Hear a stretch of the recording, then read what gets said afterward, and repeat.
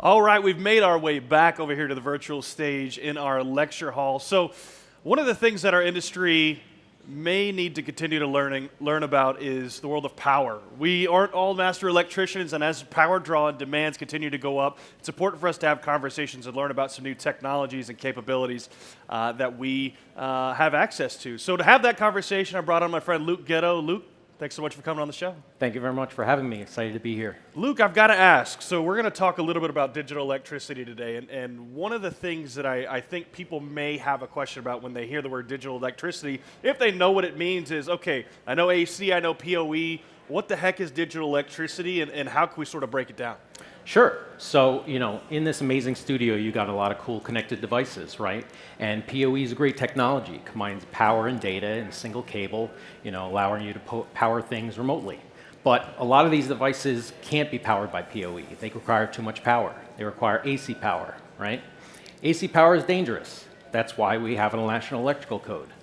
So, Class 4 fault managed power, is digital electricity is our version of it, and we're introducing this to the market. So essentially, you could deliver the power you need at all your devices with low voltage wiring practices. So the AV integrators can take control of their power, delivering power out to all these devices. So as I mentioned, AC, high power and dangerous, PoE, low power and safe. It's kind of the best of both worlds. Well, look, as you're even talking about this, I'm thinking about use cases even out in the field, being able to put things in places where they can move pretty frequently instead of having to drill and put a wall wart out there every single time. What are some of the applications that you've seen in the world of AV where folks are really leveraging this technology? Sure. Well, lighting and connectivity for sure, wireless, 5G, things like that.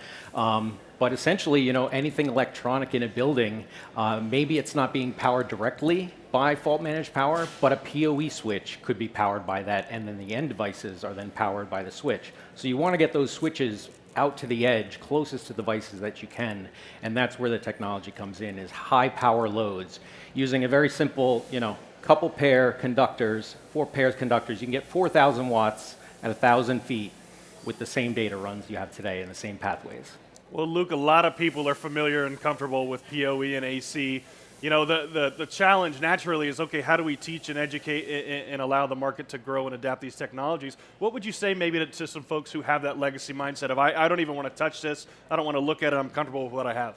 Sure. So, if you've got an AC outlet on the wall, go use it. If you've got something that can be powered by PoE, that's great, go use it. But if you need to drive high power, for perhaps powering that PoE switch, power amplifiers, high power speakers, digital signage, those things need power and they need data. And the benefit is you can combine those into a single cable run pulled by a single contractor to get power and data where and when you need it. Yeah. Well, Luke, last question here before we wrap.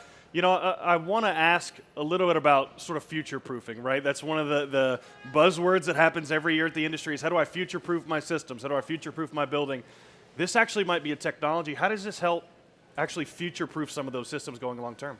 So some of the benefits are that the pieces of this technology that are at either ends, transmitter and receiver, they can be upgraded over time.